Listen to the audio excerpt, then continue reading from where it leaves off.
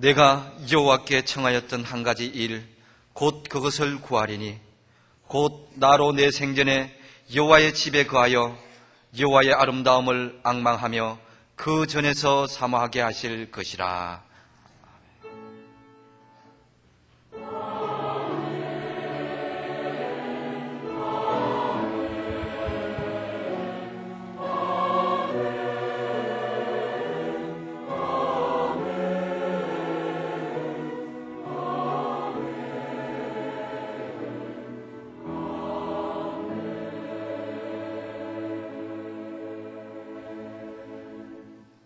이 시간 하나님께서 우리에게 주시는 구약의 말씀은 잠언서 2장 11절 12절 말씀입니다.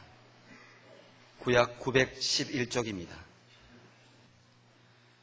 건신이 너를 지키며 명철이 너를 보호하여 악한 자의 길과 패역을 말하는 자에게서 건져내리라. 아멘.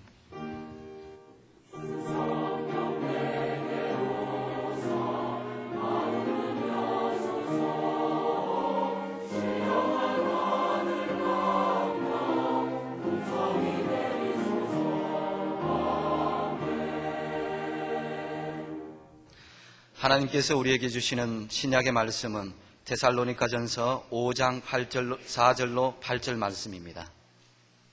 데살로니가전서 5장 4절로 8절 말씀, 신약 332쪽입니다. 형제들아, 너희는 어두움에 있지 아니하며 그날이 도적같이 너희에게 임하지 못하리니 너희는 다 빛의 아들이요 낮의 아들이라. 우리가 밤이나 어두움에 속하지 아니하나니 그러므로 우리는 다른 이들과 같이 자지 말고 오직 깨어 근신할지라. 자는 자들은 밤에 자고 취하는 자들은 밤에 취하되 우리는 낮에 속하였으니 근신하여 믿음과 사랑에 흉배를 붙이고 구원의 소망의 투구를 쓰자. 아멘. 구약 성경 전도서 3장 1절을 보면 천하의 범사가 기한이 있고 모든 목적이 이룰 때가 있나니 그랬습니다. 무슨 일이나 기한이 있다는 겁니다. 지금 괴롭고 힘들고 어렵습니까? 기한이 있습니다. 영원히 계속되지 않습니다.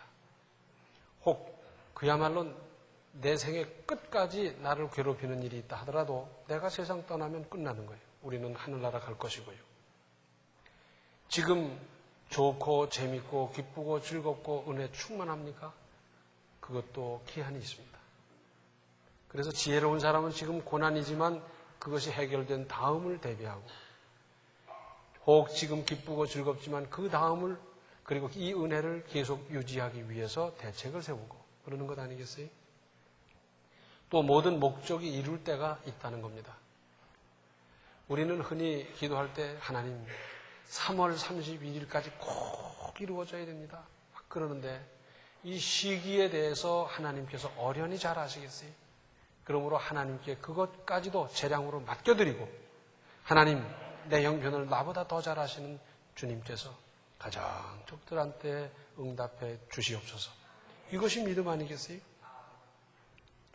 또 전도서 8장 6절 말씀을 새번역 성경으로 보면 우리가 비록 장래 일을 몰라서 크게 고통당한다 해도 모든 일에 알맞은 때가 있고 알맞은 방법이 있다 그랬어요. 우리가 장래 일을 알면 참 좋을 것 같지요. 내일 일, 한 달 후, 2년 후 다 알고 있으면 참 인생이 쉬울 것 같은데 사실은 그렇지 않습니다. 내일을 모른다는 것이 우리에게는 참 은혜예요, 사실은. 그래서 더 하나님을 의지하게 되고요. 그건 그렇고 모든 일에 알맞은 때가 있고 알맞은 방법이 있다는 겁니다. 알맞은 때에 하는 일을 가리켜서 우리는 시의 적절하다 그러고요. 알맞은 방법을 일컬어서 성경에서는 순적하다라고 쓰고 있습니다. 이 순적하다라는 말이 참 좋은 말이에요. 순적이란 무리 없이 자연스럽고 적절한 방법이고 하나님께서 하나님의 사람을 인도하실 때 하나님의 뜻을 이루실 때 택하시는 가장 일반적인 방법이기도 합니다. 물론 때로는 전혀 뜻밖의 방법을 사용하시기도 하지만 대부분의 경우는 이렇게 순적하게 이루시고 사용하시고 그렇게 하셔요. 그러므로 때에 그리고 방법에 있어서 알맞은 처신을 하면 능률적이고 효과가 크고 나아가서 하나님께서 기뻐하십니다. 그러나 이 둘에 어긋나고 보면 모든 것이 뒤틀리고 비능률은 물론 손해나 낭패가 따르기 마련입니다. 그런데 이러한 알맞은 때와 알맞은 방법을 헤아리고 찾아내는 것은 지혜입니다. 그리고 이러한 지혜는 지혜의 근본 되시는 하나님께 구하면 됩니다.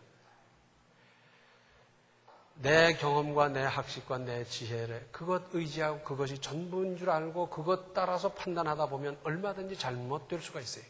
그러나 지혜의 근본 되시는 전능하신 하나님께 구하면 된다고 우리에겐 이렇게 약속해 주셨어요. 야고보서 1장 5절을 보면 너희 중에 누구든지 지혜가 부족하거든 모든 사람에게 후히 주시고 꾸짖지 아니하시는 하나님께 구하라. 그리하면 주시리라. 내 부족과 내 미련함을 알아서 하나님께 구했더니 내가 생각도 못했던 지혜를 주시고 판단하게 하시고 분별하게 하시고 그 역사를 이룬다는 이 약속을 가지고 살아가고 있다는 자체가 얼마나 대단한 일입니까? 그러므로 우리는 늘 하나님께 지혜를 구하는 거예요. 하나님 어떻게 해야 됩니까? 선택은 방법은 하나님께 구하지요. 그러면 하나님께서 응답해 주신다고 분명히 약속해 주셨습니다. 찬송가 421장을 보면 나는 갈 길 모르니 주여 인도하옵소서 어디 가야 좋을지 나를 인도하옵소서 어찌해야 좋을지 나를 인도하옵소서. 그 찬송가 4절이 전부 다 그거예요. 나를 도와주셔서 나를 인도하옵소서 나를 안내하십시오. 그거 전부 다 기도문이에요. 내가 다 모르지 않습니까? 내가 어떻게 다 압니까? 그러니 하나님께서 인도하시고 도와주시옵소서 하는 겁니다. 그런데 이렇게 되지 않았을 때 혹 정반대의 현상에 대한 우리 속담이 있습니다. 초상집에서 춤추는 격이다 그러죠. 초상집과 춤추는 건 영 안 맞는 거잖아요. 이건 안 되는 거고 이것은 순리가 아니고 영리고 잘못되는 거죠. 요즘은 좀 그런 분 보기가 어렵습니다만 얼마 전에만 해도 우리가 좀 볼 수 있었어요. 여름에 말입니다. 겨울 오바를 안에 세탁까지 껴서 잔뜩 뚱뚱하게 입고 그리고 씻지도 않고 냄새를 풀풀 풍기면서 쓰레기통 뒤지는 사람들 본 일 있어요? 본 일 없어요? 요즘 돼서 없어서 못 보나 몰라요. 가끔 옛날에는 있었어요. 여름에 벗어도 모를 터인데 끼어입고 오바입고 땀 뻘뻘 흘리면서 냄새는 지독하게 풍기면서 쓰레기통 뒤지는 것. 이게 정상 아니잖아요. 고장난 사람 아니겠어요? 해변에 교회 일을 보는 분들의 얘기를 들었습니다. 여름 피서철에 그 피서객들이 많이 가는데 교회 일을 보다 보면 새벽 기도 때 비키니를 입고 나와서 주여 하고 기도한다는 거예요. 요만큼 가리고. 해변에서 그냥 비키니 입고 다니는 게 정상이고 보통이겠습니다만은 그냥 새벽 기도 나올 땐 좀 달라야지 요렇게 하고 나오면 그게 되겠어요? 지금은 사순절 기간입니다. 오늘의 신약 본문 끝부분에 오직 깨어 근신할지라 그랬는데 이 뜻은 다른 사람들 같이 잠자지 말고 깨어 정신을 차리라 하는 겁니다. 또 구약 본문 11절 말씀을 새번역 성경으로 보면 분별력이 너를 지켜주고 명철이 너를 보살펴줄 것이다 그랬어요. 개역 성경에서는 근신을 여기서는 분별력으로 번역했는데 무슨 뜻이겠습니까? 사람의 말과 행동이 침착하고 여러 방면으로 깊이 생각해야 가능한 것 아니겠어요? 사순절을 보내는 그리스도인으로서 그래도 믿음이 있다면 회개에 힘쓰고 범사에 삼가고 조심하고 근신하며 절제하는 시기로 삼아야 할 것입니다. 하기는 우리 그리스도인들이 늘 깨어있고 근신해야 하지만 이 기간에는 특히 더 힘써야 하기 때문에 강조할 필요가 있습니다. 잠언 14장 15절을 보면 어리석은 자는 온갖 말을 믿으나 슬기로운 자는 그 행동을 삼가느니라 그랬어요. 우리말에 귀가 얇다 하는 말이 있어요. 귀가 두꺼운 사람이 뭐 얼마나 대단하겠어요. 귀가 얇다는 말은 피부가 얇다는 게 아니잖아요. 이 말도 저 말도 그냥 지나가는 말도 무슨 말도 최 듣는 거예요. 그래서 이 말 듣고 이러고 저 말 듣고 저러고 그냥 주관도 줏대도 없이 그냥 끌려다니다 보니까 제 인생을 제 인생으로 사는 게 아니에요. 그죠? 바람 따라 물결 따라 그렇게 사는 것. 이런 사람을 성경은 어리석은 자라 그랬어요. 슬기로운 자는 그 행동을 삼간다는 겁니다. 그래서 남의 말이라고 다 듣는 것 아니고 풍조라고 끌려가는 게 아니라 그때마다 행동을 삼가고 생각하면서 살아가는 것을 말하지요. 고린도전서 8장 9절을 보면 그런즉 너희 자유함이 약한 자들에게 거치는 것이 되지 않도록 조심하라 그랬습니다. 혹 우리가 노력하고 수고하고 덜 먹고 덜 써가면서 내가 많이 벌었다. 내 돈 가지고 내가 쓰는데 누가 뭐래냐? 그러면서 뭐 방탕하고 사치하고 연락하고 그런다면 되겠습니까?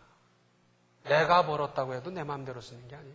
하나님의 뜻대로 쓰는 것이고 내가 사치하고 낭비할 때 그것으로 말미암아 혹 상처받고 그것으로 말미암아 부담을 느낄 사람을 생각하면서 조심하는 겁니다.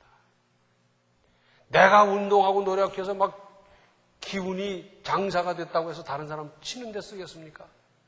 그것으로 다른 사람 돕는 일에 쓴다면, 하나님의 일에 쓴다면 얼마나 좋겠습니까? 그래서 우리의 자유함이 약한 자들에게 거치는 것이 되지 않도록 우리의 자유까지도 스스로 조심할 일입니다. 고린도전서 10장 12절을 보면 그런즉 선줄로 아는 자는 넘어질까 조심하라 그랬어요. 신앙생활을 오래 해 가다 보면 인격도 감정도 생각도 잘 다듬어져서 다른 사람이 봐도 참 훌륭한 그리스도인이고 기도도 많이 하고 인격도 훌륭하고 그쯤 되놓으면 꼭 마귀가 찾아와요. 너는 네가 최고다. 너만큼 기도하는 사람이 있느냐? 너만큼 바르게 사는 사람이 있느냐? 너만큼 오래 믿은 사람이 있느냐? 막 이래가면서 덜이 축히는 거예요. 그때 정신 똑바로 차려야 됩니다. 그래서 신앙에 상당한 경제에 이르렀다고 이만하면 하는 생각이 들면 그때부터 그 사람은 교만이고 그때부터 그 사람의 신앙 인격은 떨어지는 거예요. 선줄로 아는 자는 넘어질까 조심해야 합니다. 고린도후서 8장 21절을 보면 이는 우리가 주 앞에서만 아니라 사람 앞에서도 선한 일에 조심하려 함이라 그랬어요. 하나님 앞에서는 두렵고 떨리고 그러면서 옷깃을 여미는 사람이 사람 앞에서는 아무렇게 해도 되는 것처럼 사는 사람들이 있어요. 외국에 나가서 보니까 그렇더라고요. 가령 미국 사는 사람이 현지인 미국 사람과 약속을 하면 시간을 잘 지켜요. 그런데 거기 있는 교포끼리 시간 약속을 하면 안 지키더라고요. 늦지막히 나타나고. 참 이상하대요. 근데 그 미국에 사는 교포만 그런 게 아니라 다른 나라에 사는 교포들도 죄 그래요. 우리 교인들 같이 시간을 잘 지키면 얼마나 좋겠어요. 그런데 하나님 앞에서만 그러는 것이 아니라 사람 앞에서도 우리가 조심하고 나아가서 선한 일, 하나님의 뜻, 하나님의 일을 할 때 더 조심하는 겁니다. 내가 하나님이 원하시는 일을 하는데 좋은 일 하는데 선한 일 하는데 무슨 소리냐 그러면서 밀어붙이는 것으로 말미암아 다른 사람에게 상처가 되고 부담이 되고 문제가 생긴다면 충격이 된다면 이게 잘하는 일이겠어요? 하나님만 못한 것 아니겠어요? 그래서 선한 일, 하나님의 일을 할 때 더 조심스럽게 할 일입니다. 디모데전서 4장 14절을 보면 받은 은사를 조심스럽게 사용할 것을 말씀하십니다. 내가 은사를 받는다는 건 얼마나 대단한 일입니까? 다른 사람이 받아보지 못한 것, 특별한 은사를 받는다는 것 참 대단한 일이에요. 이 은사를 받는 게 대단하지만은 그것도 조심스럽게 사용하라는 겁니다. 우리 주변에서 많이 보아왔지 않습니까? 누구누구는 이런 은사를 받았더라 뭐 하면서 큰 은사를 받았어요. 그런데 그것을 조심스럽게 사용해야 되는데 조심 없이 사용하다가 그것으로 시험 들고 충격이 되고 무슨 문제가 생기고 그래서 결과적으로는 자기도 의롭게 되지 못하고 자기도 문제가 되고 다른 사람에게 피해가 되고 이런 일을 얼마나 많이 보아봤습니까? 그것을 조심스럽게 제대로 사용한다면 하나님께 영광이고 자기에게도 유익이고 다른 사람에게도 얼마든지 유익을 끼칠 수 있는데 그렇지 못한 사람들이 많이 있었기 때문에 초대교회에도 그런 사람들이 있었어요. 그러다 보니까 디모데전서 초대교회에 써진 성경에도 그렇게 기록한 거예요. 받은 은사를 조심스럽게 사용하라는 거죠. 이 여러 말씀을 종합해 보면 우리 그리스도인들은 무슨 일에나 생각 없이 성급하지 말고 감정이나 그때의 기분으로 움직일 것이 아니라 또 쉽고 간단하게 생각하지 말라는 말씀 아니겠어요? 우리는 무슨 문제나 일을 너무 쉽게 간단하게 생각하는 경우가 많아요. 그런데 세상에 간단한 일, 쉬운 일이 있습니까? 없어요. 쉽게 생각하고 달려들다가 낭패보고 하는 경우가 얼마나 많아요. 그래서 생겨난 말이 경거망동한다 그러지 않습니까? 이 경거망동과 비슷한 말이 우리말에 얼마나 많은지 모릅니다. 왜? 그런 일들이 많이 있었기 때문에. 옛날 우리의 신앙 선배들은 사순절 기간에는 자기가 가장 즐기는 한 가지 일을 삼가며 지내왔어요. 그래서 자기가 가장 즐겨 먹는 음식 한 가지를 안 먹는다든지, 가장 즐겨하는 오락 한 가지를 안 한다든지, 가장 좋아하는 운동 한 가지를 안 하면서 그 기간을 자중하며 지난다든지 그랬어요. 그러다가 고난주간에는 특히 고기와 오락을 피하고 혹은 금식하고 혹은 철회하면서 보내고, 여기서 우리가 깊이 생각하고 실천할 것이 있습니다. 먼저 말과 행동을 조심하도록 할 일입니다. 무슨 일에나 생각도 좀 하고 또 신중하게 말하고 행동하도록 할 일입니다. 상대방의 말이 채 끝나기도 전에 흥분부터 하는 일을 이제 그만하도록 하십시다. 우리 말은 참 구조가 재밌어요. 그래서 말을 끝까지 들어봐야 이것이 긍정문인지 의문문인지 부정문인지 그걸 그때서야 알아요. 영어는 안 그렇습니다. 영어, 중국어는요. 주어, 그 다음에 동사 오는데 동사에 부정, 긍정이 다 붙어 있기 때문에 주어, 동사만 딱 들으면 이게 긍정한다, 부정한다, 뭐 의문문이다 이게 알 수가 있어요. 그런데 우리 말은 그렇지 않다니까요. 그래서 끝까지 들어봐야 이것이 긍정이구나, 의문이구나, 부정이구나 아는데 우리 말의 구조가 그런데도 끝까지 안 듣고 중간에 그냥 흥분부터 하고 이런 일이 얼마나 많았습니까? 또 큰 사고가 난 다음에 그 사고 원인을 분석하다 보면 그때 큰 일도 아니고 아주 작은 것 조금만 조심했어도 굉장한 인명이나 재산 피해를 막을 수 있는 일이 얼마나 많습니까? 꺼진 불도 다시 보자 그러고요. 어른 앞에서 조심하고 자녀 앞에서 본이 되게 조심하고 행동하면서 조심하는 이것이 믿음입니다. 믿음은 저 하늘나라에 있는 추상적인 것이 아니고 믿음은 구체적인 것이고 행동하는 것이고 나타나는 것이고 그렇지 않습니까? 특히 말을 좀 잘하도록 하십시다. 이 서양 사람들 보니까 가정에서부터 어린이 말하는 걸 아주 잘 가르쳐요. 그런 말은 그렇게 하는 게 아니고 이렇게 하는 거다. 그런 쌍소리는 하면 안 된다. 그리고 이렇게 표현하거라. 안주만줌이 이렇고 매너가 이렇고 다 가르쳐요. 우리도 옛날에 양반 가정에서는 엄격하게 가르쳤더랬는데 지금은 다 없어져 버렸어요. 그리고는 성적, 영어, 수학, 점수 이것에 매달리다 보니까 기본적으로 갖춰야 될 걸 제대로 못 갖추고 제대로 표현해야 될 말을 제대로 표현하지 못하고 함부로 말을 하다 보니까 얼마나 많은 사람에게 얼마나 많은 상처를 줬습니까? 나는 상처 안 준 걸로 착각하는데 천만의 말씀이에요. 자기는 기억조차 못하면서 지나가면서 툭 던진 말인데 다른 사람에게 있어서는 평생 가슴앓이하게 상처가 된 경우는 얼마나 많이 있는 줄 압니까? 제대로 말을 할 줄을 몰라요. 그러다 보니까 상처가 되고 부담이 되고 충격이 되는 일이 얼마나 많습니까? 그렇게 다른 사람에게 상처 잘 주는 사람이 자기가 상처받는 일이 되면 이거는 견디지를 못하고 펄펄 뛰고 더해요. 이렇게 살기보다는 다른 사람, 낙심한 사람을 붙들어서 격려하고 어려운 사람 위로하고 다른 사람의 수고와 다른 사람의 업적을 인정해주고 다른 사람 좀 칭찬해주고 그래야 되지 않겠습니까? 요즘 그런 말 하대요.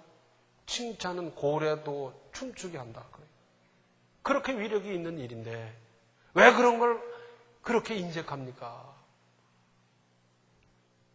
혹 나중에 어디서 사람을 만났을 때 선생님, 제가 중고등부 다닐 때 선생님께서 저를 참 도와주셨습니다. 저는 그때 공부할 의욕도 없고 장래 생각도 없고 아무렇게나 그냥 덤벙덤벙 지냈는데 선생님께서 저를 붙들어 주시고 그때 이렇게 말씀해 주셔서 제 인생은 그때부터 바로 잡혔습니다. 그때부터 저는 결심하고 바로 살기로 작정했던 사람입니다. 그래서 오늘날 이렇게 되고 이래서 이런 가정을 이루고 이렇게 삽니다. 그렇게 좀 만나는 맛이 있어야 되지 않겠어요? 구역장님이 그때 나를 붙들어주고 위로해 주신 것이 제게 있어서 얼마나 큰 힘이 됐는지, 그때 참으로 구역장님 없었더라면, 안 계셨더라면 저는 그야말로 낙심하고 타락하고 말았을 겁니다. 뭐 이런 대화가 좀 왔다 갔다 해야지. 얼마 만에 만났더니 그때 무슨 뭐 때문에 나는 지금 상처받아서 그 상처 때문에 얼마나 고통당하는지 아느냐. 만약에 그런 말이 나온다면 되겠습니까? 잠언 25장 11절을 보면 경우에 합당한 말은 아로새긴 은쟁반의 금사관이라. 그때 적절한 기가 막힌 한마디로 말미암아 인생이 달라질 수가 있고요. 사람이 달라질 수가 있고요. 진로가 달라질 수 있고요. 그렇지 않습니까? 특별히 우리 그리스도인들은 이유야 여하튼 우리는 긍정적인 사람일 수밖에 없어요. 왜? 우리는 소망을 가지고 있기 때문에. 천만 사람이 엎드러지고 넘어져도 그 가운데서도 우리는 소망을 가지고 있는 사람 아닙니까? 그래서 아직도 내 언어 습관에서 부정적인 말이 튀어나온다고 하면 아직 믿음이 덜 된 거예요. 세상 사람들은 전부 다 낙심한다 하더라도 그 가운데서도 소망을 갖고 거기서 일어설 수 있는 것이 우리 그리스도인들이기 때문에 우리는 말이나 행동이나 사고 구조나 사고 방식이 긍정적이어야 됩니다. 안 된다, 못한다, 비판적이고 이런 것은 이제는 빨리빨리 벗어버려야 돼요. 자녀를 기르는데도 따끔하게 야단쳐야 될 때가 있습니다. 그러나 칭찬이 더 많은 효과를 거두는 건 우리 다 아는 이야기 아니겠어요? 말이 인생입니다. 그가 무슨 말을 하는지 잘 들어보면 그 사람의 장래는 안 봐도 뻔한 거예요. 입술에 열매를 짓는 하나님이라 그랬습니다. 그래서 그가 쓰는 말 들어보면 알 수 있어요. 무슨 말을 사용하며 살겠습니까? 입을 벌려 다른 사람에게 상처를 주며 살겠습니까? 아니면 다른 사람 붙들어주고 위로하고 격려하고 알아주고 칭찬하면서 살겠습니까? 또 이런 때 신앙적으로 정리할 것을 정리하거나 척결하거나 결단하도록 하십시다. 그거 다 나쁘다고 그러는데 돈을 써가면서 담배 필 게 뭐요? 끊어버리지. 그렇잖아요? 뭐 거기서 거긴데 돈을 써가면서 술 먹고 실수할 게 뭐요? 이런 사순절 기간에 딱 좀 끊어보십시오. 나중에 지난 다음에 2003년 사순절 때 나는 그 어렵다는 담배를 끊었다. 술을 끊었다. 뿐만 아니라 사람마다 좀 고쳐야 될 버릇 같은 거 있잖아요. 우리 다 알지 않습니까? 자기 자신을. 2003년 사순절 기간에 나는 이런 버릇을 끊어버렸다. 부채가 있습니까? 허리띠를 졸라매고라도 이런 때 갚아버리고요. 인간관계가 잘못되어서 서먹한 사람이 있습니까? 이때 찾아가고 만나고 화해하고 서로 부둥켜 안고 용서하는 이 역사를 이 기간에 좀 이루시기를 바랍니다. 또 무엇보다도 우리 주께서 가신 길을 깊이 깊이 명상하도록 하십시다. 우리 주님의 일생이 어떠했습니까? 예수님께서 이 땅에 오셔서 받으신 수모, 고통 이루 말할 수 없지만은 그 모든 것보다 더한 것은 아마도 절대자요 무한하신 분이 상대적이고 제한된 존재 인간의 이 모습으로 이 땅에 온 인간을 입어서 이 땅에 오신 그 고통이 가장 컸을 거예요.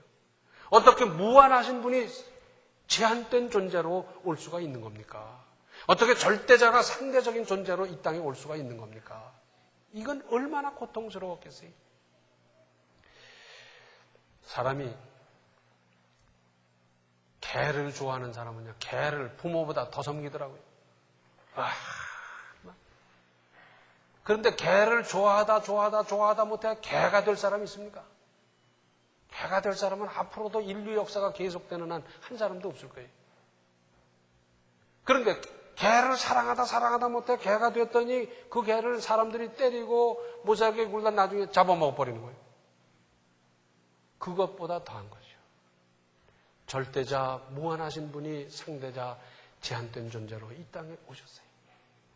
이것만 해도 얼마나 대단한 일인데 예수께서 이 세상 사시는 동안 무슨 영화를 보셨습니까? 부귀를 보셨습니까?